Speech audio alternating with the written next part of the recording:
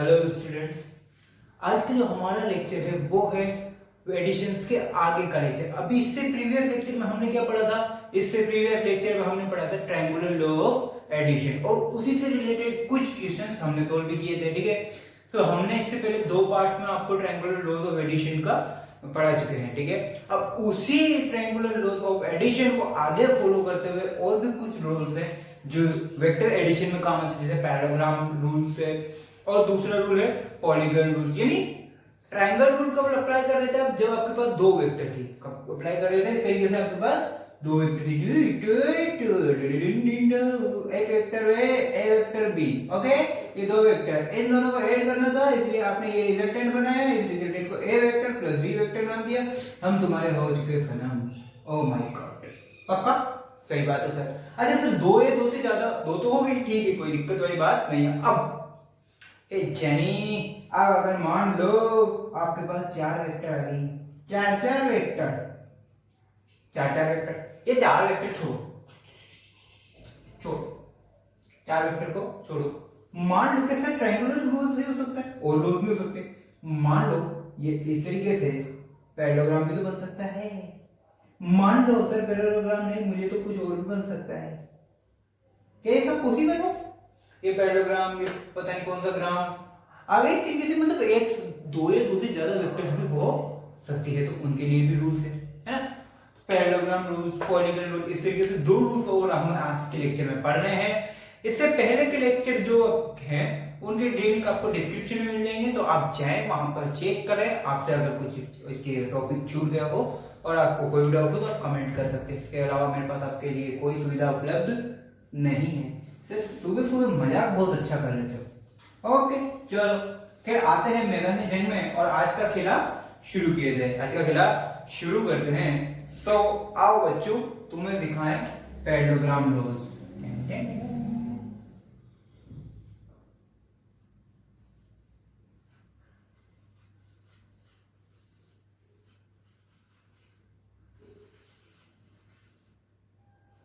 अच्छा, पैरेललोग्राम तो पढ़ा है ना ज्योमेट्री में?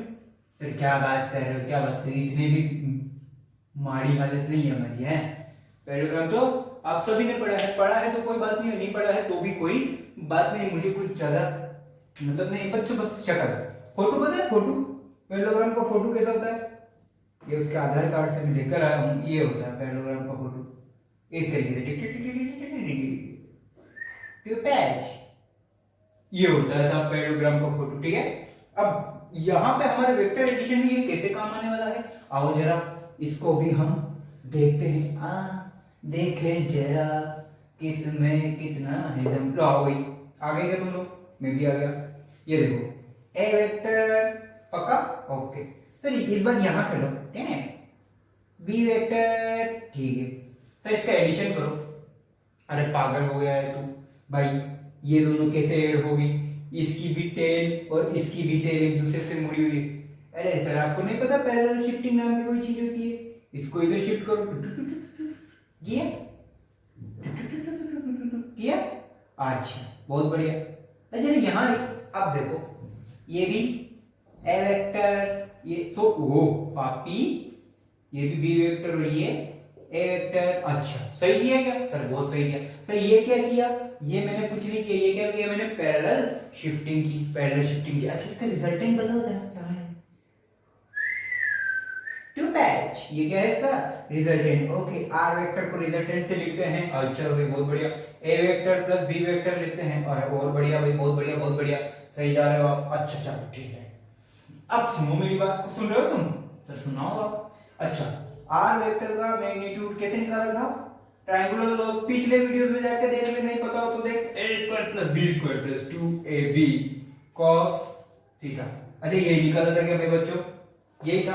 अच्छा इससे भी आंसर क्या आना चाहिए? सेम आना चाहिए। केम सेम। ओके चलो आओ, खूब चल लेके चलो इसको। पहली पहली बार है। अच्छा चलो ठीक है बच्चों, रूल्स डेरिवेशन में, इसके डेरिवेशन में भी सेम रूल फॉलो करना है। वापस जाओ, इस वाली लाइन को थोड़ा सा बढ़ाओ, बढ़ाया, वेरी गुड। अच्छा इस वाले पॉइंट से मैंने यहाँ पे एक परपेंडिकुलर डाला है। ये परपेंडिकुलर कुछ इज्जत से डाल देता हूँ मैं, चलो भाई डाल दिया गया, बहुत बढ़िया सर, बहुत बढ़िया, सही जा रहा, सही जा रहा। ओके 90 डिग्री, ओके भाई बहुत बढ़िया। अच्छा अब सुनो मेरी बात, सुन रहे हो तुम? बोल रहा हूँ ये पी, ये क्यू, अच्छा आर आ गया है क्या?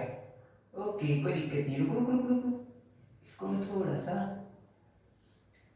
थोड़ा सा कुछ और नाम दे देता हूँ, V W X Y Z.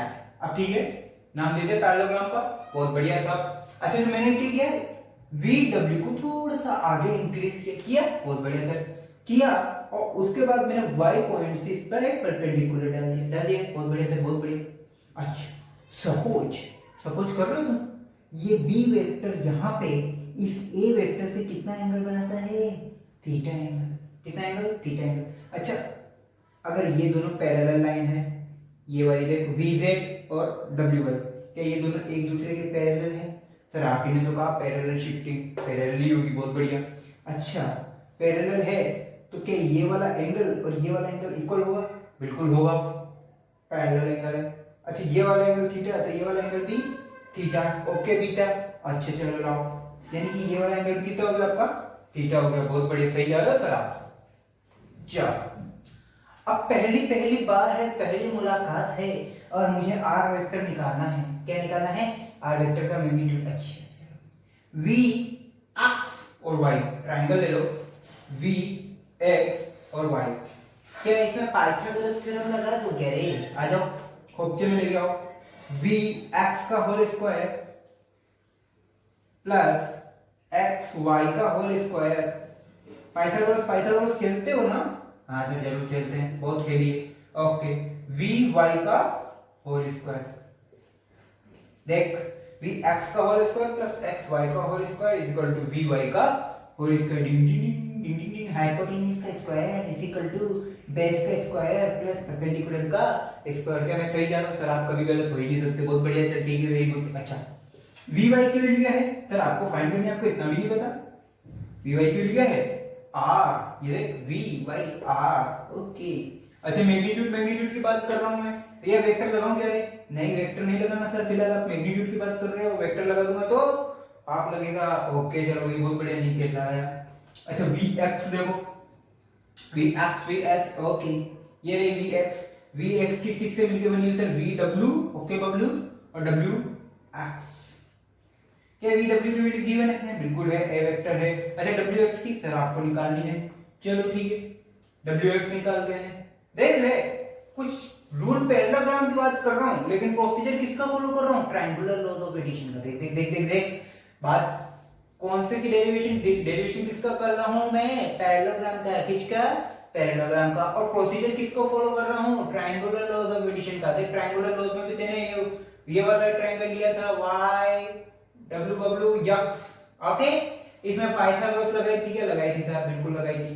W Y का whole square is equal to W X का whole square plus X Y का होल स्क्वायर। का किया था क्या? बिल्कुल किया था सर। अच्छे चलो डब्ल्यू वाई की वैल्यू बताइए क्या? बी वेक्टर है सर, ये देखो ना। अरे भाई ये वी जेड भी बी है तो ये डब्ल्यू वाई भी बी होगी। क्यों? क्योंकि ये तो वही है, बस जगह बदली है, इंसान वही है। देखे बस वक्त बदला है, इंसान वही है, जगह बदली है, इंसान वही है। ये देख पहले बी पे था बी वेक्टर, अब कहां गया डब्ल्यू पे? कैसे आया साहब? पैरेलल शिफ्टिंग नाम की एक चीज पढ़ी थी सर, बहुत बहुत बहुत हार्ड, बहुत हार्ड। ओके चलो फिर कोई बात नहीं, W Y is equal to B. अच्छा वेक्टर लगाओगे सर? गलती से नहीं लगाना। क्यों भाई? क्योंकि आप मैग्नीट्यूड मैग्नीट्यूड खेल रहे हो, डायरेक्शन की बात आई तब की तब देखी जाएगी। बहुत बढ़िया, बहुत बढ़िया, सही जा रहा है भैया। अच्छा डब्ल्यू एक्स सर आपको फाइंड करना है, ओके ठीक है। इसमें पाइथागोरस की लगानी है तो पाप लगेगा सर, पाइथागोरस क्यों लगाएंगे? हमें पाइथागोरस की जरूरत नहीं है। अच्छा साइन थीटा लगाओ, sine theta is equal to क्या होता है? क्या होता है? Perpendicular upon hypotenuse. परपेंडिकुलर कितना है? X Y. क्या इसकी कोई वैल्यू निकालनी है क्या? ऑफ कोर्स इसकी वैल्यू निकालनी है सर, ओके। अच्छा हाइपोटेन्यूज कितना है? डी वेक्टर, बहुत बढ़िया। सो एक्स वाई की वैल्यू कितनी है? B sine theta, okay okay. अच्छा चलो एक बात बता दो, कोस थीटा की भी निकाल लो साथ में। Cos theta is equal to 2h base upon hypotenuse. Base कितना है भाई, डब्ल्यू यक्स, कितना डब्ल्यू अक्स, और हाइपोटेन्यूज बी वापस से, तो W X is equal to कितना बी डॉट कॉस थीटा। आगे क्या इन दो वैल्यू की मुझे जरूरत है, बिल्कुल है। कहां कहां, आओ आओ बच्चों तुम्हें लेके जाए डब्ल्यू एक्स की वैल्यू देख, क्या V X is equal to V W, कितना है V W A plus W X कहां से आया, यहां से आया बी कोस थीटा। आ गया क्या, आ गया सर। यानी कि सर यहाँ काम, ये वाला काम तो खत्म, ये आपको फाइंड करना है। बचा क्या, एक्स वाई। एक्स वाई आ गया क्या, बिल्कुल आ गया सर। ओके आ गया, तो चलो इसको अब रखते हैं और सोल्व करते हैं। आओ जरा, वी एक्स की जगह आपने रखा सर ए प्लस बी कोस थीटा का होल स्क्वायर, ठीक है, सही कर रहा हूं, बिल्कुल सही कर रहा हूं। एक्स वाई की जगह क्या रखोगे सर, एक्स वाई की जगह यहां से पुट करो बी साइन थीटा का होल स्क्वायर, ये whole square is equal to R square. V Y की जगह क्या रख दिया, आर स्क्वायर। देख ये सारा प्रोसीजर वही है ट्रायंगुलर रूल्स का। देख इसको वापस क्यों बोलेगा, a प्लस बी के होल स्क्वायर से, ठीक है। सो फाइनल आंसर कितना आएगा तेरा, ये आएगा। देख ये बनेगी equation R square equal to A square plus B square plus 2ab cos theta. जब इसका स्क्वायर हटाएंगे और मैग्नीट्यूड लगाएंगे तो क्या आंसर आ जाएगा, वापस से सेम आंसर आ जाएगा। तो आप प्रोसीजर कौन सा फॉलो कर रहे थे, ट्रायंगुलर रूल्स का, और आया किसका आंसर, पैरेललोग्राम का। तो पैरेललोग्राम में भी आप इस तरीके से सोल्व कर सकते हो, चाहे आप पैरेललोग्राम यूज करो, चाहे आप पॉलीगन यूज करो, चाहे आप ट्रायंगुलर लॉस यूज करो, आंसर क्या आने वाला है, सेम सेम। यहां के बाद का डेरिवेशन आपको बिल्कुल ट्रायंगुलर लॉस ऑफ एडिशन के हिसाब से करना है, जो मैंने आपको पिछले लेक्चर में करवा चुका हूं। वहां पे जाके आप लेक्चर डेरिवेशन देख सकते हो इसका आगे का, कॉपी दैट। इसके बाद नेक्स्ट करते हैं,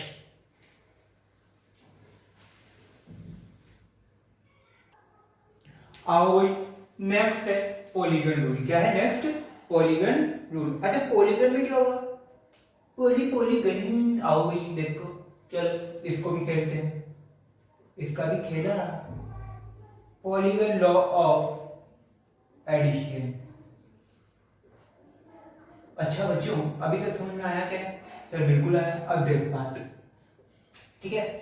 अब इसका क्या ज्योमेट्री में ज्यादा यूज होता है, ठीक है। कैसे, सपोज पॉलीगन का मतलब 4 से ज्यादा साइड, पॉलीगन का मतलब 4 से ज्यादा, 5 6 7 8। अच्छा चलो सब देखो खेलते हैं, 5 के खेल लेते हैं, 5 का खेले, चलो ठीक है 5 का खेलते। ये पहले वेक्टर ए वेक्टर, ठीक है।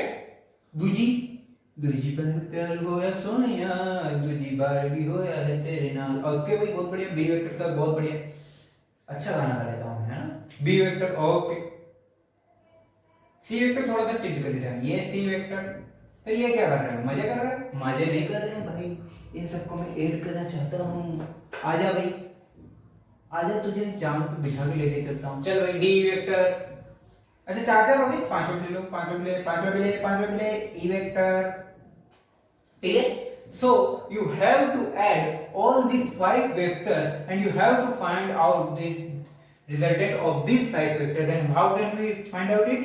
Then let's begin it. Oh my God, English में इतनी लंबी लाइन सर, छा गए आप तो। अच्छा चल ठीक है, R vector is equal to A vector plus का B वेक्टर प्लस का C वेक्टर प्लस का D वेक्टर प्लस का E वेक्टर।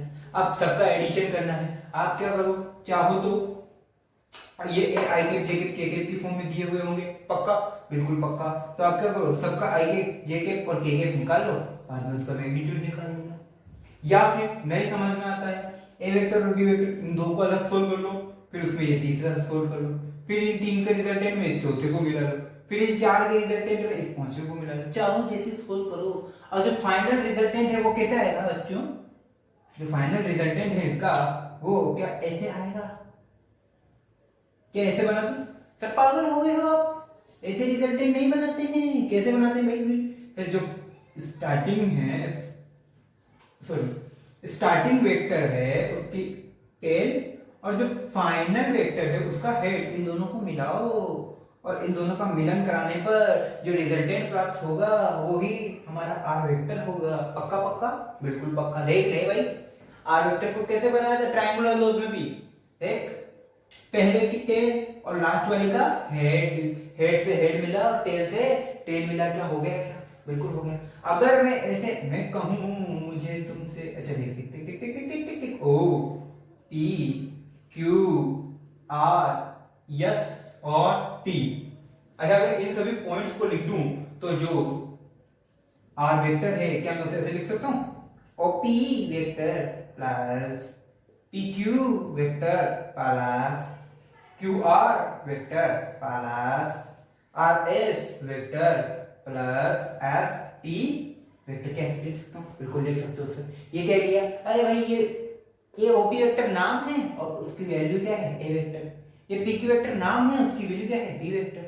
अगर कोई न्यूमेरिकल वैल्यू दी हुई थी तो न्यूमेरिकल लिख देता, ठीक है, आई कैप जेके के कैप की फॉर्म में दी हुई थी तो वो लिख देता, उसमें क्या दिक्कत है साईं। अच्छा इसका एक रूल और हो सकता है, देखो अगर आपको ऐसे नहीं सोल्व करना तो देखो सीख रहे हो तो सर बहुत बहुत कॉम्प्लिकेशन, काहे की कॉम्प्लिकेशन भाई, ये ए वेक्टर और ये बी वेक्टर, ठीक है, इन दोनों का रिजल्टेंट मैंने ऐसे बनाया, किधर बनाया, ऐसे बनाया, ये आर ए बी, ए और बी का रिजल्टेंट, सिर्फ ए और बी की बात कर रहा हूं, मैं पूरी की बात कर रहा हूं, ए और बी का रिजल्टेंट, ठीक है सही, बहुत बढ़िया। इसके बाद ये सी वेक्टर कुछ इस तरीके से जाती हुई नजर आएगी, आई। अब मुझे इन दोनों की जरूरत नहीं है, अब मुझे इन दोनों की जरूरत नहीं, मुझे किसकी जरूरत है, ओनली आर ए बी की। तो आर ए बी और इस सी वेक्टर का रिजल्टेंट कैसा होगा, ऐसा होगा, ये देख टैन टैन टैन जादू, ये देख मैं जो कह रहा था वो ये कह रहा था कि देख पहले ए बी को ऐड कर लिया, रिजल्टेंट आ गया, फिर अब जो इसका रिजल्टेंट आया ना, इसका इन दोनों का जो रिजल्टेंट आया आर, उसमें किसको ऐड कर दो, प्लस सी को ऐड कर दो, फिर इन दोनों का जो रिजल्टेंट आएगा आर, उसमें किसको ऐड कर दो, प्लस डी को ऐड कर दो। इस तरीके से हम ऐड करते जाएंगे तो वो भी सोल्व हो सकता है, देख कैसे कैसे कैसे कैसे कैसे तरीके से, ये तो नई चीज बताई। आओ भाई देखो, आओ बच्चों, अच्छा ये कितना कहां तक हो गया मेरा, ये वाला वेक्टर कितना तक, कहां तक का रिजल्टेंट देगा, सी वेक्टर तक का, ठीक है भाई बहुत बढ़िया। ये आ गई डी वेक्टर आ गई, ओके। अब देख दो वेक्टर और आ गए, आर ए बी सी, एक तो ये वेक्टर और एक डी वेक्टर। अच्छा इनका रिजल्टेंट क्या होगा, ये होगा, ये क्या है, R A B C D, D तक की वेक्टर जो है यहां तक की इन सब का रिजल्टेंट होगा। अच्छा एक और, ये देख ई वेक्टर, अब ये ई वेक्टर और एक ये वेक्टर, इन दोनों का रिजल्टेंट होगा टू एच। तो ये जो आर वेक्टर होगा ना बच्चों फाइनल, ये आर वेक्टर किसके इक्वल होगा, R vector is equal to E vector plus R A B C D vector. चाहे आप ऐसे करो चाहे आप ऐसे करो, कैसे करो जैसे करो आपकी इच्छा, बट आंसर हमेशा सेम सेम आएगा, केम छे सेम छे, मजा ना थी, बहुत बढ़िया थी, ओके जी। ये है पॉलीगन लॉ ऑफ एडिशन, छापो, copy that fast fast, okay भाई। अब एक छोटा सा और प्यारा सा क्वेश्चन करते हैं जिससे हमारे पास ट्रायंगुलर लॉ ऑफ एडिशन के सारे डाउट बचे कुछ भी क्लियर हो जाएंगे। आओ सर चलो खेला शुरू करते हैं। और मान लो ये दो प्यारी सी वेक्टर है, नन्ही सी प्यारी सी आई एक ए वेक्टर, ओके। ए वेक्टर है, ये है 10, इसका मैग्नीट्यूड कितना है 10, पीछे क्या है वो छोड़ो, यूनिट छोड़ दो तो फिलहाल हमें सिर्फ मैग्नीट्यूड से मतलब है, ओके सर आपने बोला हमने माना।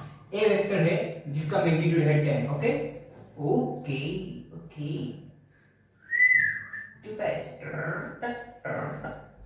ओके।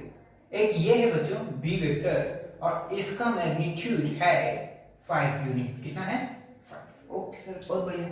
और इन दोनों के बीच में जो संबंध है, अरे संबंध मतलब एंगल, दोनों के बीच में एंगल कितना है 120 डिग्री, कितना है 120 डिग्री। आओ अब खेला शुरू किया जाए। अब बात यह है मुद्दे की कि सबसे पहले तो आप इसका रिजल्टेंट फाइंड करके बताओ, ठीक है हो जाएगा कोई दिक्कत नहीं है।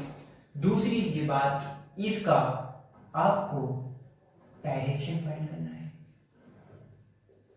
क्या करना है डायरेक्शन फाइंड, या और इसको मैं घुमा के पूछूं इस क्वेश्चन को कि डायरेक्शन फाइंड करो, इस क्वेश्चन को मैं और घुमा के पूछूं तो मैं बता दूं, मैं ये जानना चाहता हूं कि फाइंड, अब क्वेश्चन सुनना, find the angle find the angle, find that what angle, find that what angle the resultant vector,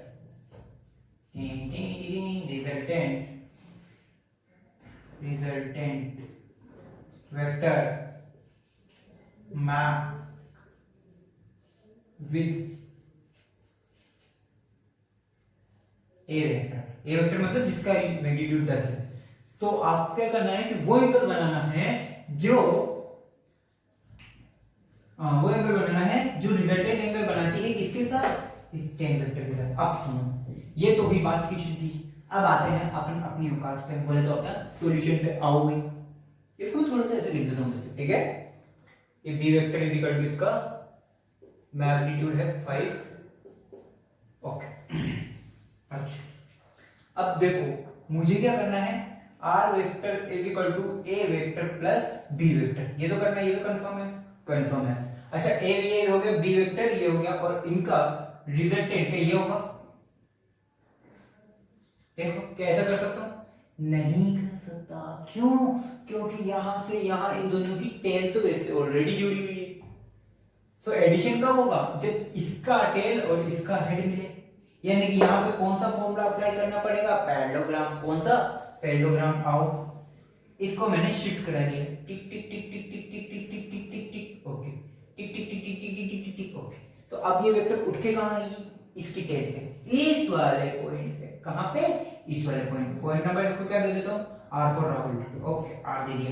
नहीं आर तो पहले ये, इसको दे देता हूं P, oh my God, love U P, okay चलो पी पे नाम दे दिया। अब इस पूरे बी वेक्टर को मैं उठा के कहां लाया, पी पे लाया, आओ। तो क्वेश्चन कुछ इस तरीके से बनेगा, या क्वेश्चन की डिजाइन कुछ इस तरीके से होगी, बट पहले मैं यहाँ पे इसका काम तमाम कर देते हैं यार। चलो भाई, ओके, ये मेरा ए वेक्टर एज इट इज 10 जिसका मैग्नीट्यूड है, इसको मैंने एज इट इज यहां से पुट अप किया।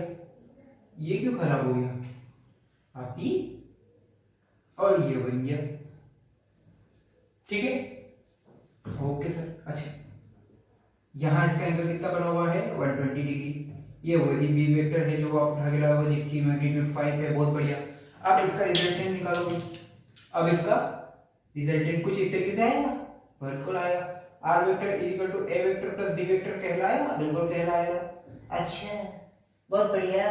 अब सुनो मुद्दे की बात, सर आर वेक्टर का मैग्नीट्यूड का फॉर्मूला तो ये होता है A square plus B square plus 2ab cos theta, okay. तो यही पढ़ते हुए हैं, बिल्कुल पढ़ते हुए हैं। लेकिन मुझे एक बात बताओ कि यहाँ थीटा कितना रखूं, 120 या फिर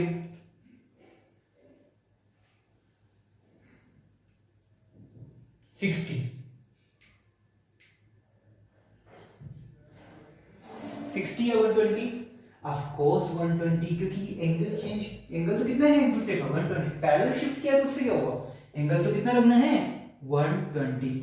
जरा पुट करो तो, आर वेक्टर का मैग्नीट्यूड, ए का मैग्नीट्यूड है 10, 10 का स्क्वायर प्लस बी वेक्टर है 5, 5 का square plus 2 tan 5 cos 120 degree. इसको मैंने पूरा कर लिया, खत्म हो गया, हो गया। तो इसको सोल्व करो, 10 का स्क्वायर 100, 5 का 25 प्लस 2 इंटू 10 इंटू 5 कितना हो गया, 100 वापस से, ठीक है 100। अच्छा cos 120 की वैल्यू कितनी होती है, यही तो लोचा है, cos 120 की वैल्यू होती है -1/2। कितनी होती है, -1/2। अब आया लोचा, अंडर रूट चला हुआ आ रहा है, cos 120 की जगह क्या रखा आपने, -1/2। अब इसको सोल्व करो, 100 प्लस 25 125, ओके। ये माइनस बाहर आके क्या बनाएगा, माइनस। अच्छा 100 और ब्रैकेट में 1/2, 100 और ब्रैकेट में 1/2 बचा, ये प्लस यहाँ माइनस था, ये बाहर आ गया। अब ये 1/2 सोल्व करके कितना देगा, 50 देगा सर, ठीक है। तो ये 50 ब्रैकेट में, आंसर कितना है, √75। आंसर कितना है, 75। इसको वो सोल्व कर लो, इसको लिख सकते हो 5√3। कितना आया? 5√3। सो इसके लिए रिजल्टेंट कितना आया? 5√3 या √75, जो भी आप लिखना चाहो, ठीक है। अब बात करता हूं बच्चों में डायरेक्शन की। ये कॉपी करो, आप डायरेक्शन सोल्व करते हैं, ठीक है। Copy that. हो गया बच्चों। अब बात करते हैं डायरेक्शन की। किसकी? डायरेक्शन की। आओ भाई, आओ आओ। ओके, डायरेक्शन का मीनिंग क्या है कि find that angle the resultant vector max with A vector. मतलब कि ये वाला एंगल फाइंड करना है आपको। कौन सा? ये। इसको मान लो मैंने क्या दिया? अल्फा नाम दे दिया। क्या नाम दे दिया इसको? थोड़ा सा अच्छे शक्ल बना देता हूं इसकी। अल्फा नाम दे दिया। अल्फा बोले तो कि वो एंगल जो आर वेक्टर ने किसके साथ बनाया है? A vector. बोले तो आर और ए के बीच में संबंध स्थापित करना है। क्या करना है? आर और ए के बीच में संबंध बताना है। आओ भाई संबंध निकालते हैं इनका। तो सबसे पहले डायरेक्शन का फॉर्मूला लगाया, tan alpha. tan alpha is equal to सब b sin theta upon a plus b cos theta. यही होता है, बिल्कुल यही होता है। अच्छा, अब देख रहा है तू? बिल्कुल सर देख रहे हैं। इसका मतलब ये है कि b की जगह रखो आप 5 tan अल्फा, आपको फाइंड करना है। b की जगह रखो 5 dot sin 30, sorry sin theta. sin theta की जगह 120, sin 120 रखा, बिल्कुल रखा। अपॉन a की जगह 10 कहां से आया? पता है सबके लिए। b की जगह वापस से 5 cos 120। cos 120 की वैल्यू तो आपने निकाली थी कितनी? -1/2। sin 120 की वैल्यू ये भी देख लो। sin 120 होगा √3/2। कितना होगा? √3/2। आओ भाई, tan alpha is equal to 5 as it is. sin 120 के गए √3/2 रख दूं क्या? बिल्कुल रख दो सर, कोई दिक्कत वाली बात ही नहीं है। रख दिया। 10 प्लस 5, ओके। cos 120 की जगह -1/2। कितना? -1/2। -1/2 लिखूं और ये माइनस बाहर आके बन जाएगा वापस से माइनस। तो 5√3 बटे ये 2 नीचे, 10 ये प्लस और ये माइनस, -5/2। तो इसको सोल्व करोगे, अल्फा इज इक्वल टू 20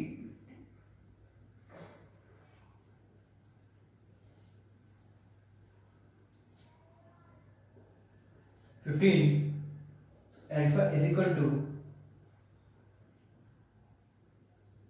√3/3, या इसे और tan alpha, sorry tan alpha is equal to, और इसे और लिखा जा सकता है 1/√3। So alpha is equal to tan inverse 1/√3, जो होता है 30 डिग्री के इक्वल। किसके इक्वल होता है? 30 डिग्री इक्वल। यानी कि ये जो रिजल्टेंट वेक्टर है ये बी वेक्टर के साथ कितना एंगल बना रही है? 30 डिग्री। कितना एंगल बना रही है? 30 डिग्री। Okay, copy that.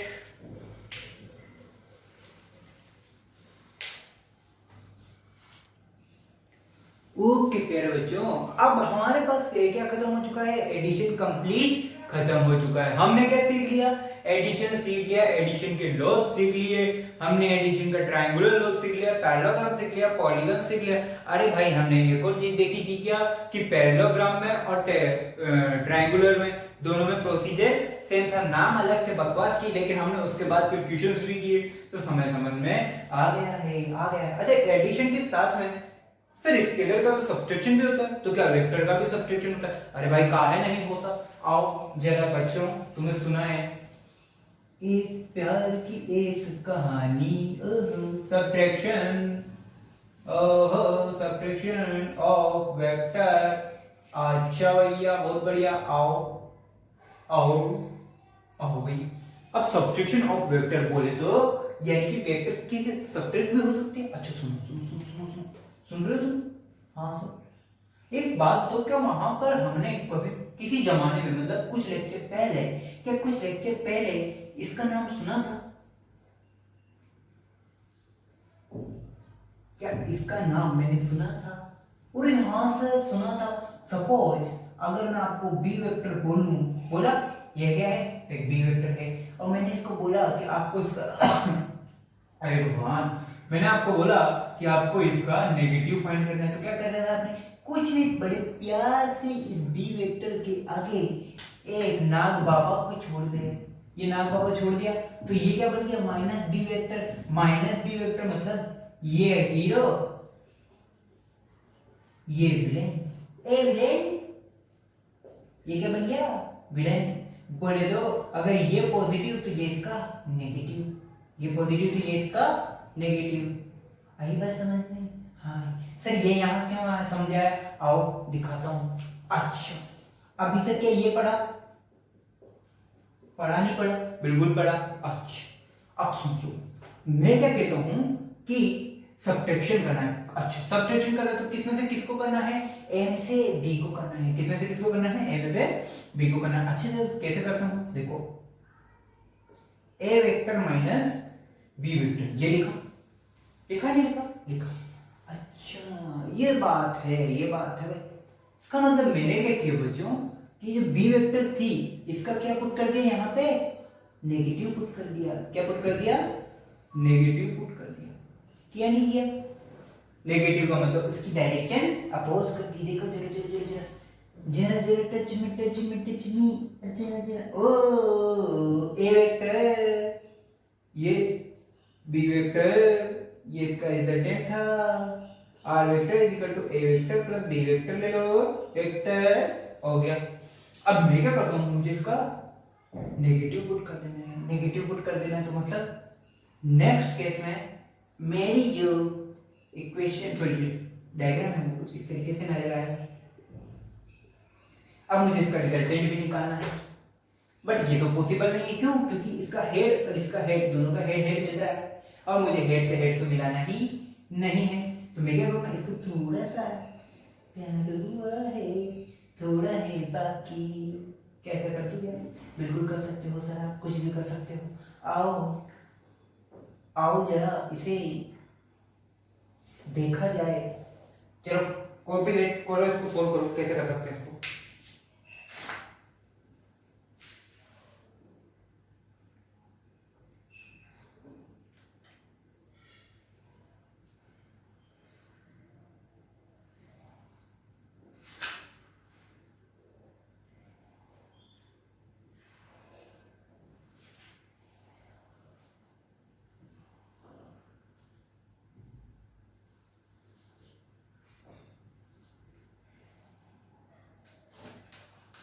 कर दिया, करो सर।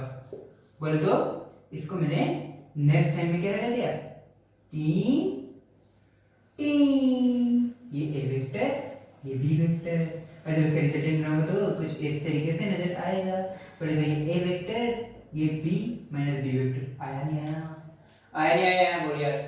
यानी कि बी वेक्टर को नेगेटिव पुट कर दो, अगर उसके बी वेक्टर पॉजिटिव है और उसके आगे माइनस लगाने से वो क्या बन गया, नेगेटिव वेक्टर बन गया। इतना सा है। यानी कि अगर आपके पास वेक्टर ये बी वेक्टर है, इसका नेगेटिव बना डालो, ये माइनस बी वेक्टर बन गया। ठीक है, अब इसके लिए क्या सब मैग्नीट्यूड किस तरीके से होगा, डायरेक्शन किस तरीके से होगी, वो भी देखते हैं। इतना कॉपी राइट करो, कॉपी दैट।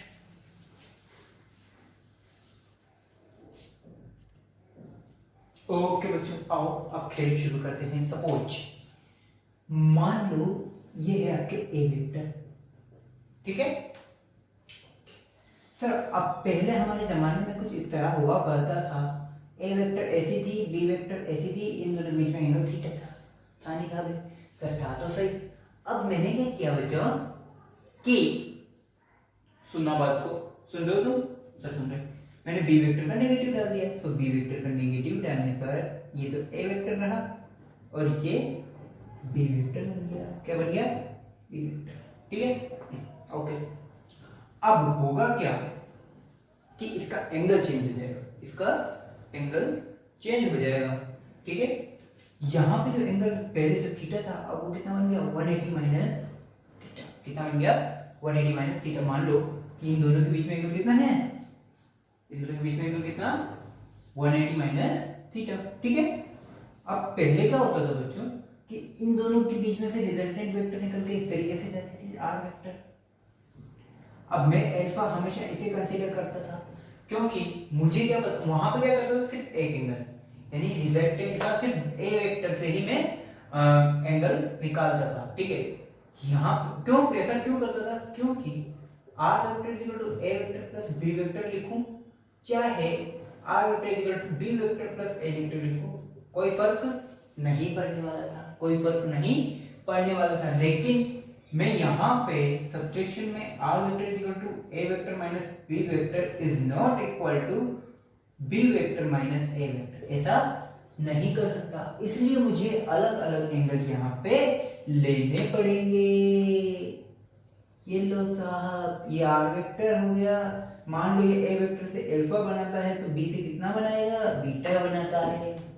ए वेक्टर से कितना बनाता है, अल्फा, तो बी एंगल से कितना, बी वेक्टर से रिजल्टेंट वेक्टर कितना एंगल बना रहा है, बीटा वेक्टर। अच्छा, मैग्नीट्यूड में ज्यादा दिक्कत नहीं आती है बच्चों, मैग्नीट्यूड तो सेम है। जैसे पहले क्या था, R vector equal to magnitude A square plus B square plus आगे बोलो वही 2ab cos थीटा, बहुत बढ़िया, ठीक है साहब।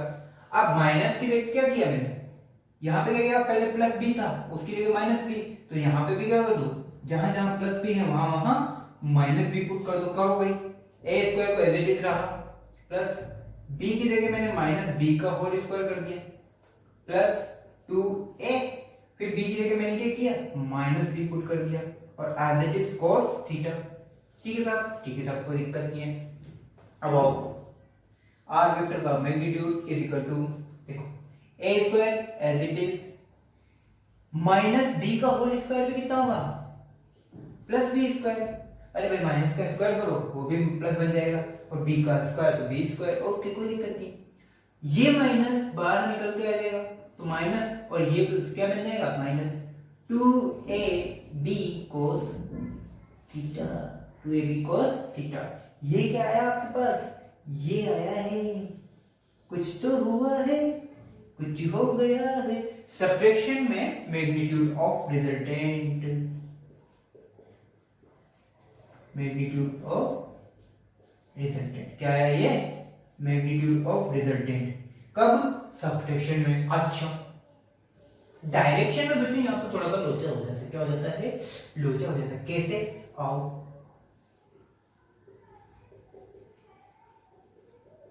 अब डायरेक्शन का मीनिंग क्या, कि जो रिजल्टेंट वेक्टर है वो ए वेक्टर से कितना एंगल बना रहा है और बी वेक्टर से कितना एंगल बना रहा है। जब प्लस में था तो कोई दिक्कत नहीं थी, ए प्लस बी लिखो या बी प्लस ए लिखो, बात एक ही, केम छे सेम छे। अच्छा, अब ये यहाँ पे थोड़ा सा लोचा है, क्या लोचा, कि आर वेक्टर जो ए वेक्टर से एक अलग एंगल बनाएगा और आर वेक्टर यहाँ पे बी वेक्टर से अलग एंगल बना रहा होगा। आओ, तो पहले क्या निकालता हूं मैं, tan alpha, tan alpha, so theta की जगह क्या पुट करूंगा यहाँ पे, 180 माइनस थीटा, क्या पुट करना पहले मेरे को, 180 माइनस थीटा, ठीक है। रखो b sin 180 minus theta, 180 minus theta upon a plus B cos 180 minus theta, ठीक है। अब ये थोड़ा सा लोचा है, थीटा थीटा तो खेल लेते थे, 180 theta minus, sorry 180 minus theta. देखो ये फर्स्ट क्वाड्रेंट है, ये सेकंड क्वाड्रेंट है, ये थर्ड क्वाड्रेंट है, ये फोर्थ क्वाड्रेंट है। आप आगे चल के ट्रिग्नोमेट्री में पढ़ चुके हो, पढ़ लोगे, या फिर अभी तक आपको पढ़ा दिया गया होगा कि सेकंड क्वाड्रेंट में ओनली साइन जो है वो पॉजिटिव रहता है, बाकी सारे ट्रिग्नोमेट्रिक रेशियो cos ले लो, tan ले लो, sec, बाकी cot कोई भी ले लो, बाकी सब क्या होंगे, नेगेटिव होंगे। अब देख 180 माइनस थीटा, ये एंगल होता है 180 का, ये होता है 90 का, ये होता है 0 का, ये होता है 270 का, वापस घूम के जब आता है तो ये बन जाता है 360 का, ठीक है सर, बहुत बढ़िया। अब 180 माइनस थीटा कौन से क्वाड्रेंट में जाएगा सर, सेकंड क्वाड्रेंट में, 180 minus theta, 180 minus theta, 180 minus theta मतलब थीटा जो है वो एंगल जो है वो कितना है, 180 से कम है, 180 से कम यानी यहाँ, और 180 से ज्यादा मतलब यहाँ, तो 180 से कम कौन सा क्वाड्रेंट है, सेकंड है। सेकंड में हमेशा कौन सा पॉजिटिव रहता है, साइन पॉजिटिव, तो साइन पॉजिटिव, और cos नेगेटिव रहेगा, ओनली कौन सा पॉजिटिव रहेगा, साइन पॉजिटिव, बाकी सब नेगेटिव, तो cos भी क्या होगा नेगेटिव। तो ठीक है साहब, tan alpha is equal to ये पूरा पॉजिटिव, तो ये बन गया b sin थीटा। क्या बन गया b sin थीटा, यानी sin 180 माइनस थीटा किसके इक्वल होता है sin थीटा के। कोई दिक्कत नहीं है। ए अब cos 180 माइनस थीटा क्या होता है माइनस cos थीटा। क्या होता है माइनस cos थीटा, और ये माइनस बाहर आके क्या बन गया इस प्लस को माइनस बना डालेगा, a minus B cos theta. आया नहीं आया, ये आया है रिजल्टेंट का इस a वेक्टर से मैग्नीट्यूड। अगर b वेक्टर से निकालना होता तो b वेक्टर से भी निकाल लो भैया, b वेक्टर में क्या दिक्कत है। आओ b वेक्टर से निकालना मतलब क्या पूछ रहा है वो tan बीटा की वैल्यू पूछ रहा है। किसकी वैल्यू पूछ रहा है tan बीटा की। ठीक है, अब सुनो, पहले यहां क्या ले रहे थे a, अब क्या लेंगे a की जगह b और b की जगह a। देखो पहले आप कैसे सोल्व कर रहे थे इसको, इस तरीके से सोल्व कर रहे थे, ये इस तरीके से सोल्व कर रहे थे, ये वाला ट्रायंगल कंसीडर कर रहे थे। अब आपको क्या करना है इसकी जगह ये वाला ट्रायंगल कंसीडर करना है, ये वाला। आई बात समझ में। अगर ये वाला करेंगे तो किस, जैसे यहाँ पे a एक बार आ रहा था तो अब a की जगह b आएगा, b की जगह a आएगा। देख a sin थीटा वापस से a sin theta upon b minus a cos theta. कुछ नहीं है, ज्यादा लोचे वाली बात नहीं है। अगर a से a वेक्टर से पूछ रहा है तो ये लगा दो, और अगर b वेक्टर से एंगल पूछ रहा है तो इसका उल्टा कर दो, b की जगह a पुट कर दो और a की जगह b पुट कर दो, कोई दिक्कत नहीं। कॉपी दैट, फटाफट करो कॉपी दैट, नेक्स्ट क्वेश्चन करने हैं। ओके बच्चों, तो अब क्या करते हैं अपन सब्ट्रैक्शन से रिलेटेड एक क्वेश्चंस कर लेते हैं, ताकि हमें थोड़ा सा अंदाजा हो जाए कि हम जो है किस तरीके से सब्स्टिट्यूशन कर सकते हैं वेक्टर क्वांटिटीज का। आओ जरा आपको चांद के उस पार लेके चले, और आपके पास एक ए वेक्टर है जिसका मैग्नीट्यूड है 3 है ना भाई। हेलो नहीं, ए का है आपके पास 4 और बी वेक्टर का मैग्नीट्यूड है 3। सॉरी, ए वेक्टर का मैग्नीट्यूड है 4 और बी वेक्टर का मैग्नीट्यूड है 3। अब आपको क्या करना है, आपको अगर इन दो वेक्टर्स के बीच में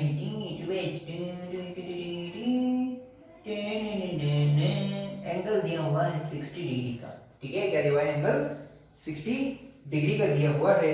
अब आपको क्या करना है बच्चों, आपको निकालना है, अरे किसे ज्यादा हो गया, आपको निकालना है A vector minus B vector का मैग्नीट्यूड, ओके, एंड डायरेक्शन।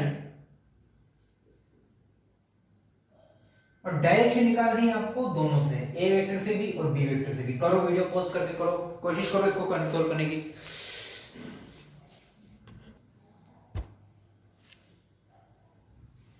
हो गया? अरे यार सिंपल सा ऐसा बनेगा। अब देखो, आओ सब्ट्रैक्शन के लिए क्या करोगे, ए वेक्टर तो एज इट इज टी डी डी डी डी, बी वेक्टर नेगेटिव है तो बी वेक्टर कैसा बनेगा, इस तरीके से बना। और आपका रिजल्टेंट कैसा जाएगा, ऐसा जाएगा, जाएगा नहीं जाएगा, अरे बोलो यार, ऐसा ही जाएगा, बिल्कुल सर ऐसा ही जाएगा। अब आओ, ये बी वेक्टर है माइनस बी वेक्टर, ठीक है। अब करना क्या है, A vector minus B vector, चलो फॉर्मूला लगाओ भैया, A vector minus B vector under root A square plus B square minus 2ab cos theta, ठीक है। थीटा की जगह क्या पुट करना है 60 डिग्री, क्या 180 माइनस 60 करो या ओनली 60, फिर ओनली 60 करो, फालतू की मतलब बच्ची नहीं। इसका resultant R vector is equal to A vector की जगह क्या पुट करोगे 4 का स्क्वायर प्लस बी की जगह 3 का स्क्वायर, ओके, माइनस 2, ओके, ए की जगह 4 बी की जगह 3 cos 60। cos 60 की वैल्यू होती है बेटा 1/2, कितनी होती है cos 60 की वैल्यू 1/2। आर वेक्टर का magnitude is equal to 16 plus 9 minus 2 4 and 3 2 4 3 और cos 60 की जगह क्या पुट किया 1/2 ठीक है। ये पूरी टर्म एक साथ सोल्व करने में लगा हुआ है। r vector is equal to 16 plus 9 कितना हो गया 25 कितना 25 ओके कोई दिक्कत नहीं। ये 2 से ये 2 कट गया 4 3 12 माइनस 12 सोल्व करो तो आंसर आएगा √13। तो इसका मैग्नीट्यूड कितना आया √13। अच्छा डायरेक्शन की बात करते हैं हमें थोड़ा सा प्यार हुआ है थोड़ा है लकी। डायरेक्शन निकालो डायरेक्शन ले लो direction tan phi equal to बोलो ये b cos थीटा अपॉन ओए b sin थीटा ये बच्चे upon a minus b cos theta ठीक है। पुट करो भैया b sin थीटा बोलो तो 3 sin थीटा की जगह sin 60 ओके a की जगह 4 माइनस 3 cos 60 cos 60 की वैल्यू आपको पता है 1/2 और sin 60 की वैल्यू होती है √3 वैल्यू लिख लो sin 60 की वैल्यू होगी √3/2 पुट कर लेना 3 into √3/2 अपॉन 4 माइनस 3 1/2 ये इसको सोल्व करो 3√3/2 पर तो सोल्व करने के बाद 5/2 2 से 2 खर्च तो आंसर आएगा आपका 3√3 upon 5 is equal to 10 alpha. अब अल्फा क्या निकलता है 10 इनवर्स 3√3/5 ठीक है। Copy that. अच्छा बच्चों अब एक बात बताओ एक बात पूछूं आपसे कि कोई भी दो वेक्टर्स आपस में मतलब कोई भी दो वेक्टर का रिजल्टेंट जो है वो जीरो कब हो सकता है। सपोज मान लो तुम ए वेक्टर और एक बी वेक्टर है ठीक है ना और इन दोनों का मुझे क्या करना है सम करना है और निकाला मैंने आर वेक्टर ठीक है। तो ये आर वेक्टर जीरो कब होगा सोचो तुमने क्या किया। मैं कह रहा हूं ए वेक्टर और एक बी वेक्टर है और इन दोनों को सम करने के बाद मैंने रिजल्टेंट निकाला आर वेक्टर जो कि है R vector is equal to A vector plus B vector. तो ये जो है ये जीरो कब होगा रिजल्टेंट वेक्टर जीरो वेक्टर कब बन सकती है सोचो। ये कब होगा बच्चों जब only and only A vector का मैग्नीट्यूड और बी वेक्टर का मैग्नीट्यूड आपस में क्या हो इक्वल हो। ए वेक्टर का मैग्नीट्यूड और बी वेक्टर का मैग्नीट्यूड आपस में इक्वल हो और इन दोनों की डायरेक्शन अपोजिट हो और इन दोनों की डायरेक्शन क्या हो अपोजिट हो इन दोनों की डायरेक्शन अपोजिट हो।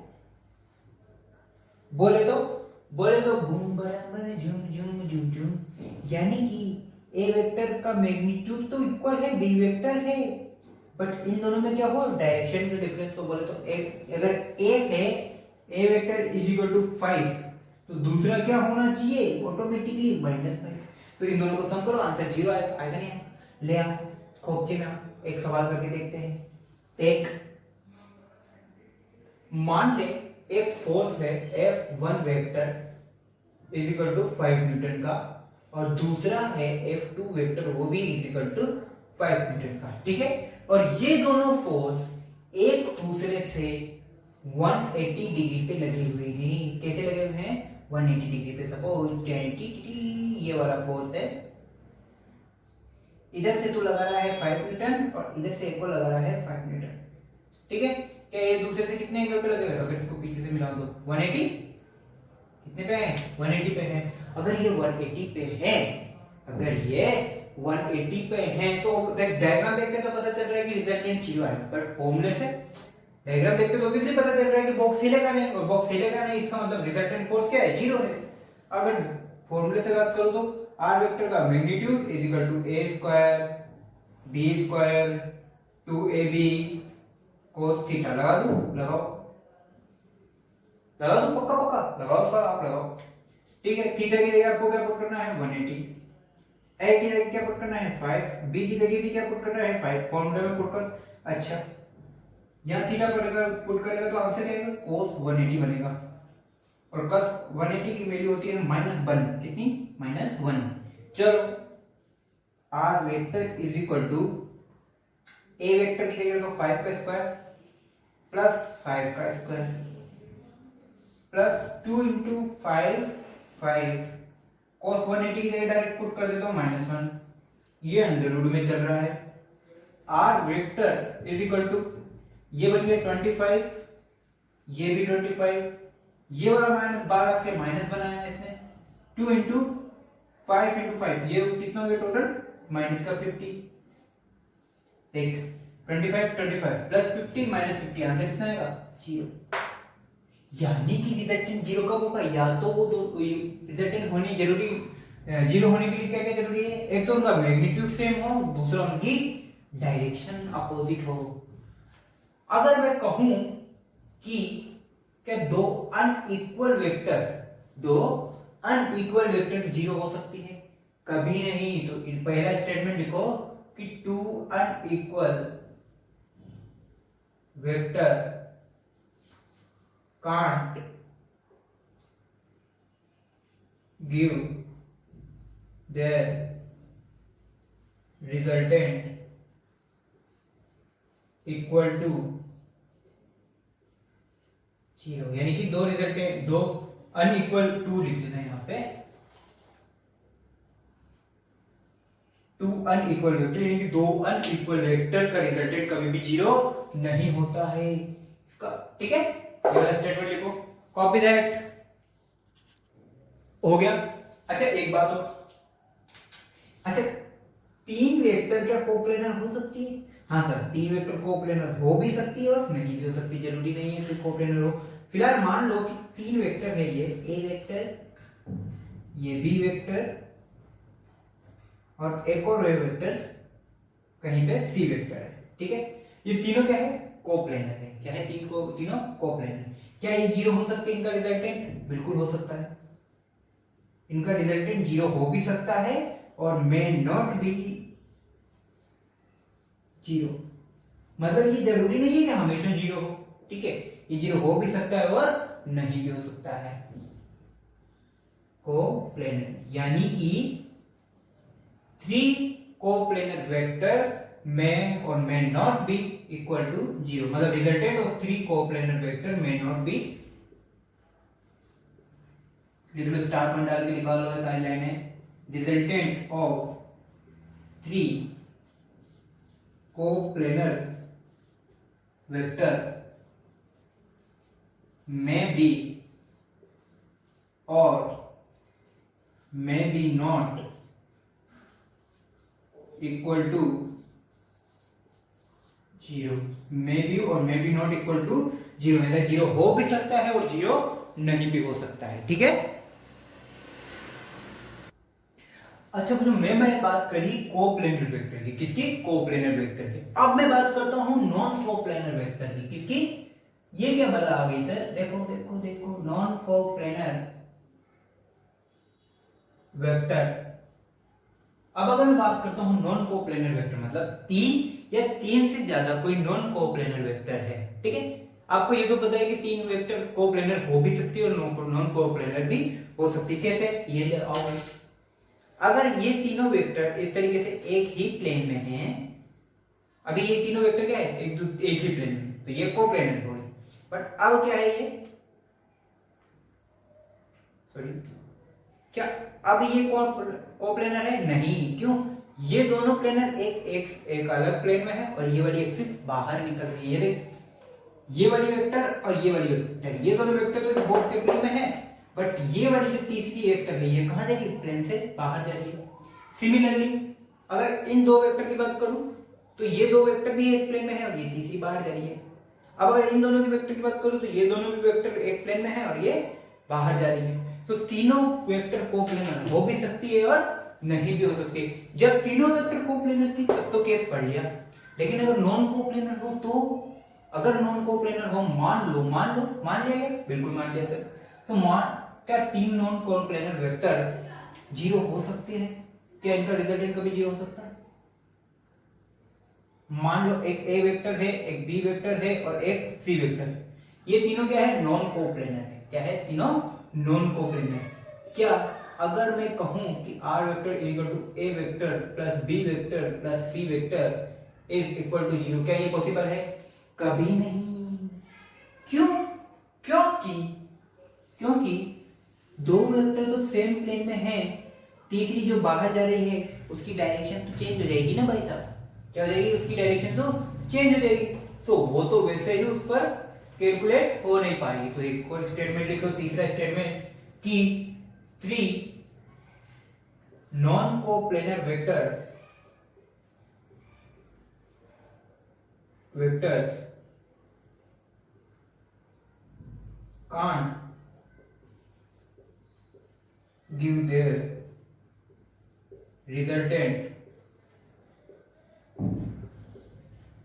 their resultant equal to 0, यानी कि उनका रिजल्टेंट कभी भी 0 इक्वल नहीं हो सकता। उनका रिजल्टेंट कभी भी 0 के इक्वल नहीं हो सकता है। Copy that. Come on first last topic पढ़ते हैं आज के लेक्चर का। ओके बच्चों, अब जो नेक्स्ट टॉपिक है वो है रिजोल्यूशन ऑफ वेक्टर। क्या है? Resolution of vector. सर ये नई चीज है हमारे लिए। क्या है? नई चीज है। कैसे? आओ जरा इसको देखते हैं। Resolution of vector. रिजोल्यूशन का मीनिंग है इनडायरेक्टली अगर मैं बोलूं तो कंपोनेंट्स में, मान लो किसी कोई एक वेक्टर है उसे मेरे कंपोनेंट्स में तोड़ना है। मान लो सपोज इस तरीके से कोई वेक्टर जा रहा है, इसका नाम है आर वेक्टर। ठीक है। अब आर वेक्टर जो है ये एक्स है और ये वाई एक्सिस है। ठीक है। अब आर वेक्टर क्या कर रहा है बच्चों? इस एक्स एक्सिस से थीटा एंगल बना रहा है। कितना एंगल बना रहा है? Theta angle. अब मैं क्या करूंगा? इसको एक्स कंपोनेंट और वाई कंपोनेंट में तोड़ लेता हूं। क्या करता हूं? इसको एक आर एक्स कंपोनेंट और एक आर वाई कंपोनेंट में इसको तोड़ लेता हूं। तो इन कंपोनेंट में ब्रेक करने को ही इसको क्या बोलते हैं? रिजोल्यूशन। मतलब उसका हॉरिजॉन्टल और वर्टिकल में किस तरीके से आप वेक्टर का रिजोल्यूशन कर सकते हो। ठीक है। अब सपोज इसका यहां पे चेक करते हैं। मैंने यहां से एक परपेंडिकुलर डाल दिया। क्या एक पाइथागोरस बन गया? सॉरी, राइट एंगल ट्रायंगल बन गया। बिल्कुल बन गया। अब जरा cos थीटा को देखो तो इसको थोड़ा सा और अच्छे से एक्सप्लेन करते हैं। ठीक है। इसको डायग्राम को थोड़ा और अच्छे से बना देता हूं मैं। सो मान लो जो ये भी है। ठीक है। ये एक्स एक्सिस और ये वाई एक्सिस है। ओके, ये आपका ओरिजिन पॉइंट है। ठीक है बच्चों। अब मान लो इस ओरिजिन से एक वेक्टर निकलता है आर वेक्टर। क्या निकला?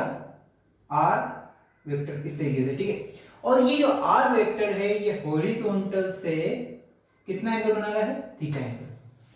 अब मुझे क्या करना है? इसको रिजोल्व करना है कितने कितने में? एक तो आर एक्स में और एक आर वाई में। आर एक्स और आर वाई क्या है? इनके रेस्पेक्टिवली हॉरिजॉन्टल कंपोनेंट बोलेंगे इसको, हॉरिजॉन्टल कंपोनेंट, और इसको बोलते हैं वर्टिकल कंपोनेंट। इसको बोलेंगे वर्टिकल कंपोनेंट। लो ये पूरा लिख देता हूं। इसको बोलेंगे हॉरिजॉन्टल कंपोनेंट और इसको बोलेंगे वर्टिकल कंपोनेंट। अब इनका यूज किस किया जाता है? सोचो। मान लो मैं क्या करता हूं बच्चों, इस पे एक्स एक्सिस पर इस पर ये मान ओ, तो ये दे दिया मैंने आपको ए पॉइंट। तो मैंने क्या किया? इस ए पॉइंट से यहां पे एक परपेंडिकुलर डालते बी पर, और सिमिलरली ए से यहां सी पर भी एक परपेंडिकुलर डाल दिया। ठीक है। क्या पैरेललोग्राम वाली शेप दिख रही है पहले? या स्क्वायर वाली? Square is also a type of parallelogram. क्या है यार तुम भी? खैर छोड़ो। अब इस वाले ट्रायंगल की बात करता हूं मैं। ओ ए और बी में। किसमें? ओ ए बी में। मान लो कि यहां का जो कंपोनेंट है उसे मैंने हॉरिजॉन्टल कंपोनेंट आर एच बोला, यहां का जो कंपोनेंट है वो वर्टिकल कंपोनेंट है, तो मैंने उसे बोला आर वी वेक्टर। ये आर एच हो गया, ये आर वी हो गया। या अभी सिर्फ मैग्नीट्यूड की बात करते हो, कंपोनेंट से वेक्टर हटा देता हूं। अगर ये आर वी है तो ये वाला भी आरवी, बोले तो राहुल विश्वकर्मा। ये आरवी है तो ये भी आरवी, और ये आरएच तो ये भी आरएच। क्या ये तो समझ में आता है? बिल्कुल आता है सर, अभी पैरेलल शिफ्टिंग पढ़ के देखते हैं। ओके आओ भाई, अब ट्रायंगल की बात करता हूं मैं, ओ ए बी की, ओ ए बी की ट्रायंगल की बात करता हूं। अच्छा, इसमें cos थीटा लगाओ जरा, cos थीटा बोले तो बेस अपॉन हाइपोटेन्यूज, ठीक है। बेस कितना है? आर एच, बेस कितना है? आर एच, और हाइपोटेन्यूज कितना है? आर वेक्टर, या आर मान लेता हूं इसको। तो आर एच की वैल्यू कितनी आई बच्चों यहां से? आर कोस थीटा, कितनी आई? R cos theta. सिमिलरली इसी ट्राइंगल में साइन थीटा लगाओ। साइन थीटा क्या होगा? Perpendicular upon hypotenuse. परपेंडिकुलर बोलो तो आर वी, बिल्कुल सही। Hypotenuse R, again R V की वैल्यू निकालो तो आर साइन थीटा, क्या आया? R sine theta. अब ये दोनों क्या चीज है? ये बोलते हैं, इसे बोलते हैं आर वेक्टर का हॉरिजॉन्टल कंपोनेंट, और इसे क्या बोलते हैं? आर वेक्टर का वर्टिकल कंपोनेंट। बोले तो इसकी वैल्यू क्या आई? आर कोस थीटा, और इसकी वैल्यू आई है आर साइन थीटा, ठीक है। इसे बोला मैंने हॉरिजॉन्टल कंपोनेंट, और इसे बोला वर्टिकल कंपोनेंट। ये लिखना आ जाएगा। कुल मिलाकर डिस्ट्रीब्यूशन का मतलब है कोई भी वेक्टर दे दे वो।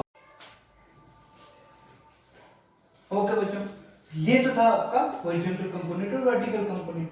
मुद्दे की बात समझाने के लिए ये है कि जिस एक्सिस से एंगल ले रहे हो उसे लेना है cos, और दूसरी वाली को ऑटोमेटिकली क्या लेना है? साइन। देखो यहाँ पे एक एग्जांपल मैंने वापस लिख दिया है, वापस मिटा के आपको समझाता हूँ। सपोज अब पहले मैंने क्या लिया हुआ है? हॉरिजॉन्टल एक्सिस से एंगल लिया हुआ है, तो इस वाली हॉरिजॉन्टल से लिया है, तो मैंने इसको क्या बोलते हैं? हॉरिजॉन्टल कंपोनेंट को आर कोस थीटा, और दूसरे वाले को ऑटोमेटिकली क्या हो गया? R sine theta. अब अगर कोई बच्चा यहां से नहीं मेजर करके एंगल कहां से मेजर करता है? वर्टिकल से। कहां से मेजर कर रहा है? वर्टिकल से। सपोज वर्टिकल से मेजर कर रहा है तो कुछ इस तरीके से बनेगा वो, देख ये आर वेक्टर। अब मैंने एंगल कहां मेजर किया था? यहां से, थीटा। अब बच्चा थीटा नहीं मेजर करता है यहां से, और कहां से मेजर कर रहा है वो? उल्टी तरफ से, वर्टिकल से। कहां से मेजर किया उसने? वर्टिकल से। अब उसने बोला कि सर अब बताओ हॉरिजॉन्टल कंपोनेंट और वर्टिकल कंपोनेंट। तो मैंने क्या बताया आपको? मैंने ये बताया कि जिस एक्सिस से ये आर एच हो गया, ये आर वी हो गया, तो जिस एक्सिस से आपका थीटा एंगल लिया हुआ है उसे तो लेना है कोस, और दूसरे वाले को ऑटोमेटिकली साइन। तो एक कौन सी एक्सिस से लिया है? वर्टिकल एक्सिस से आपने थीटा एंगल लिया हुआ। कौन सी एक्सिस से लिया हुआ है? वर्टिकल एक्सिस से। सो वर्टिकल से लिया हुआ है, सो इस वाले का कंपोनेंट क्या हो जाएगा? R cos theta. जिस एक्सिस से आपने कंपोनेंट एंगल लिया हुआ है उसका कंपोनेंट तो होगा कोस में, और दूसरा वाला साइन में। ये हो गया साइन थीटा। एक चेंज हो गया, पहले हॉरिजॉन्टल कंपोनेंट क्या था? कोस थीटा, और अब क्या है? Sine theta. पहले वर्टिकल कंपोनेंट क्या था? कोस साइन थीटा, और अब क्या है? Cos theta. देख और चेंज करने, मान ले नहीं आया समझ में, एक बार और देख। अच्छा चल, तेरे को ये वाला एंगल नहीं, तेरे को तो ये बात समझ में आती है, ठीक है। ले सपोज अगर ये पूरा एंगल क्या है बेटा? 90 डिग्री है। ये क्या है? 90 डिग्री। हाँ बिल्कुल 90 डिग्री है, ठीक है। ओके, अब अगर ये 90 है और ये थीटा है, तो ये वाला एंगल क्या हुआ? 90 माइनस थीटा। अरे भाई ये पूरा एंगल 90 है, और ये वाला एंगल दिया हुआ है थीटा एंगल, तो ये एंगल कितना हो गया? 90 माइनस थीटा। ठीक है साहब, हॉरिजॉन्टल कंपोनेंट लिखने के लिए क्या लिखता है तू? R cos theta. R cos theta लिखता है। अब थीटा की जगह यहाँ क्या दिया हुआ है? 90 माइनस थीटा, पुट कर दे 90 माइनस थीटा। और cos 90 माइनस थीटा क्या किसके इक्वल होता है? sin थीटा के इक्वल। ये तो पता होगा आपको, cos 90 माइनस थीटा ट्रिग्नोमेट्री में पढ़ा होगा, sin थीटा, और sin 90 माइनस थीटा होता है cos थीटा। ट्रिग्नोमेट्री में पढ़ा होगा आपने। इसी तरीके से सॉरी अभी सॉरी नहीं हुआ यार, r h equal to r, ये cos 90 माइनस थीटा किसके इक्वल हो गया? sin थीटा के इक्वल हो गया। सिमिलरली वर्टिकल कंपोनेंट किसके इक्वल होता है? r sin थीटा के। किसके इक्वल होता है? r sin theta, but theta की जगह मैं क्या पुट करूंगा 90 माइनस थीटा पुट कर भैया 90 माइनस थीटा। अच्छा साइन 90 माइनस थीटा किसके इक्वल होता है cos थीटा के इक्वल होता है। ट्रिग्नोमेट्री से 10th स्टैंडर्ड में पढ़ चुके हो, नहीं पढ़े हो तो 11th में भी पढ़ लोगे, कोई दिक्कत वाली बात नहीं है। r equal to r cos theta, ये देख सेम कैसा है r equal to r cos theta और r h equal to r sin theta. Note करो इसको, रिजोल्यूशन ऑफ वेक्टर को कुल मिलाकर कंपोनेंट लेना सीखना है कि जिस एक्सिस से थीटा ले रहे हो ना उस वाले को तो ले लो cos वाला cos थीटा और दूसरे वाले को ले लो sin थीटा। ठीक है, कर इसको एक नोट करो, एक एग्जांपल सॉल्व करते हैं उसके बाद देखते हैं। ठीक है बच्चों, कॉपी दैट फास्ट। ओके बच्चों, अब सपोज आपके पास में इस तरीके से एक स्लाइड दी हुई, क्या दी हुई है चलो पहले सिंपल सा क्वेश्चन सोल्व कर देते हैं फिर उसको उस पर आएंगे। एक एग्जांपल आया तो बोले कि F फोर्स है वो 8 न्यूटन का है, कितना है 8 न्यूटन का। ठीक है, ओके सर कोई दिक्कत नहीं है, 8 का गिन है। आओ मान लो कि ये जो फोर्स है ये हॉरिजॉन्टल से कितने एंगल पर लगाया जाता है, theta is equal to sir गंदे बच्चे हो गया, theta is equal to 60 degree पे। मान लो कि एक फोर्स है 8 न्यूटन का और वो हॉरिजॉन्टल से theta is equal to 60 degree पर आपका फोर्स अप्लाई किया जाता है।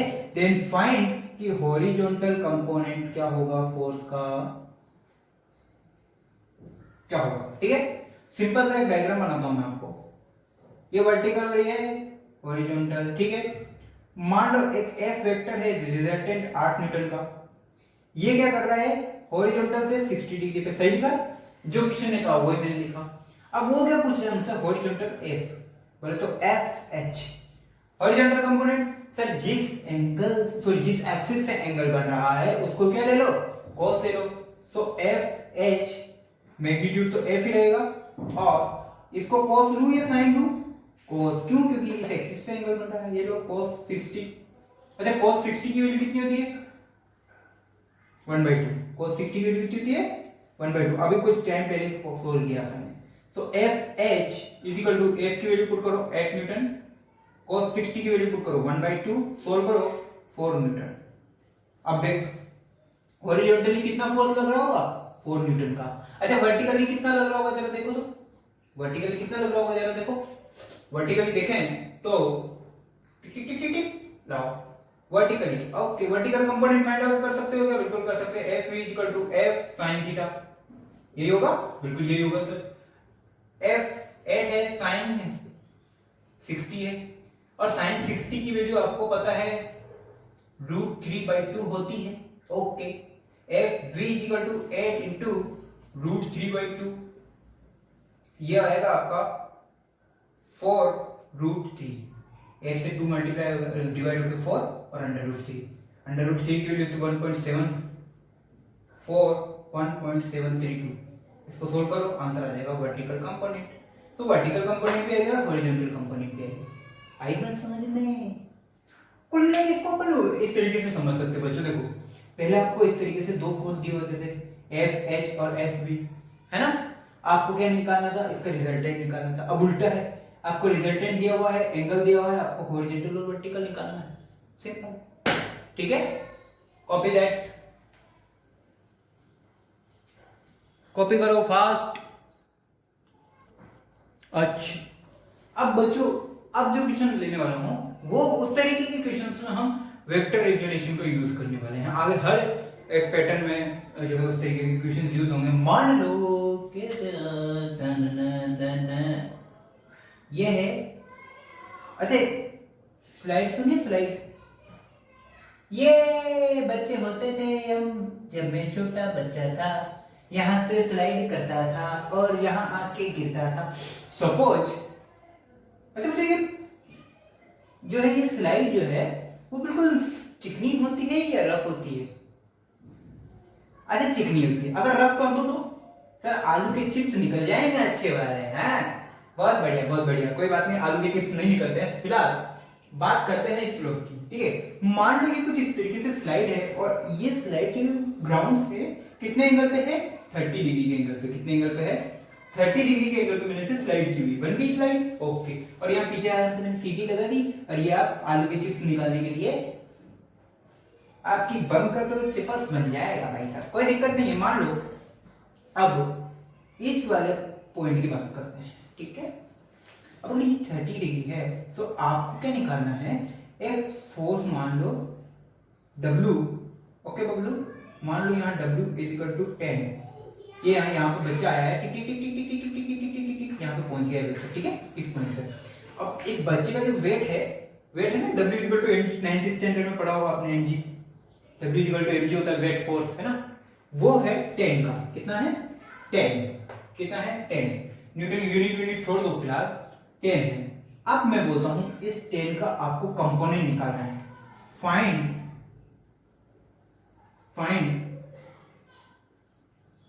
Parallel component of W to the slope, मतलब इस W का कंपोनेंट फाइंड करना है, कौन सा, इस स्लोप के पैरेलल कंपोनेंट, कौन सा, इस स्लोप के पैरेलल। पहले तो मुझे बताओ कि इसका हॉरिजॉन्टल और वर्टिकल खेल क्या होगा, इसका हॉरिजॉन्टल और वर्टिकल खेल क्या होगा, सोल्व करो फटाफट, वीडियो पॉज करो और उसको सोल्व करो।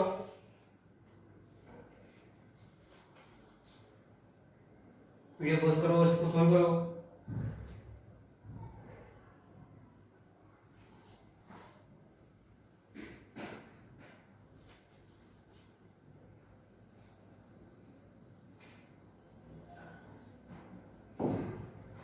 देखो देखो देखो देखो देखो देखो देखो देखो देखो देखो देखो देखो देखो देखो, इस पॉइंट पे आओ बेटा, और इस पॉइंट पे बेटा पैरेलल तो क्या हुआ, ये वाला, अरे भाई स्लोप ऐसे है तो पैरेलल भी ऐसे होगा ना यार, चिप्स निकल जाएंगे तुम्हारे, सही है था। दूसरा परपेंडिकुलर कंपोनेंट होगा भाई, एक पैरेलल तो दूसरा परपेंडिकुलर, ओके। मान लो ये W परपेंडिकुलर और ये W पैरेलल, आई बात समझ, पैरेलल को ऐसे लिखते हैं और परपेंडिकुलर को ऐसे लिखते हैं सर, कोई दिक्कत नहीं है। अब बात आती है एंगल की, देखो देखो देखो देखो देखो देखो देखो तुमने ये क्या किया, अच्छा ये बताओ, ये वाली लाइन और ये वाली लाइन के जेड बना ली, इस तरीके से जेड बनेगा, अगर जेड बनेगा तो ये वाला 30, तो ये वाला एंगल भी पैरेलल लाइंस वाला एंगल है भैया, पैरेलल लाइन वाला एंगल है, ये वाला एंगल 30, तो ये वाला एंगल भी 30, और अगर ये वाला एंगल 30, ये वाला एंगल भी 30, सो जरा मुझे बताओ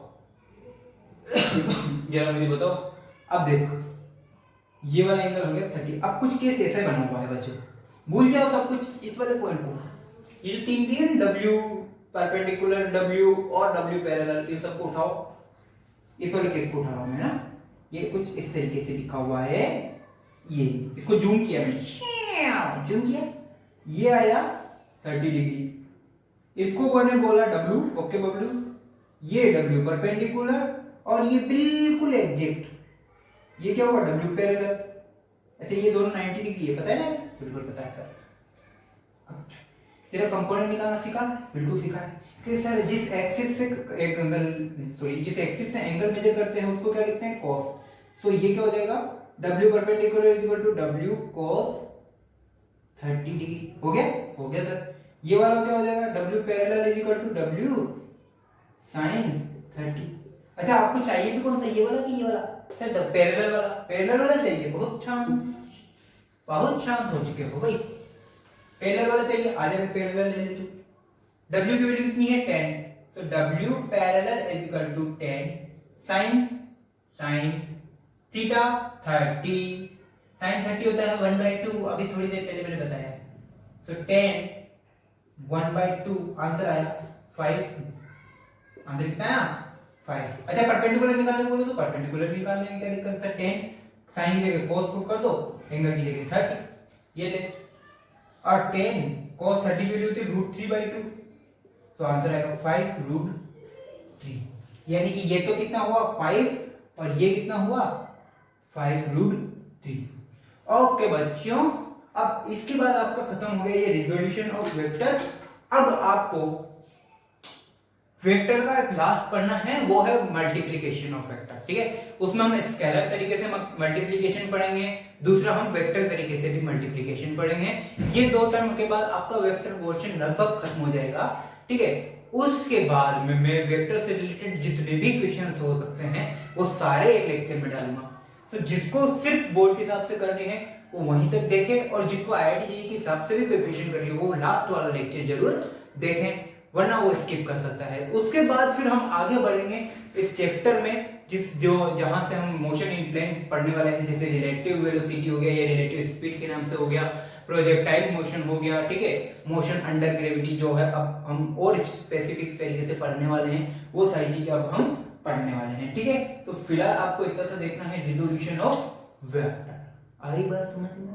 तो आज के लिए इतना ही डिस्कस करते हैं, और इससे प्रीवियस लेक्चर के लिंक भी मैं आपको इसमें प्रोवाइड करा चुका हूं। तो बार बार एक यूनिट वेक्टर बहुत यूज होगा, तो इससे प्रीवियस जो ट्रायंगुलर लॉज है वो भी आप देख लें, ठीक है।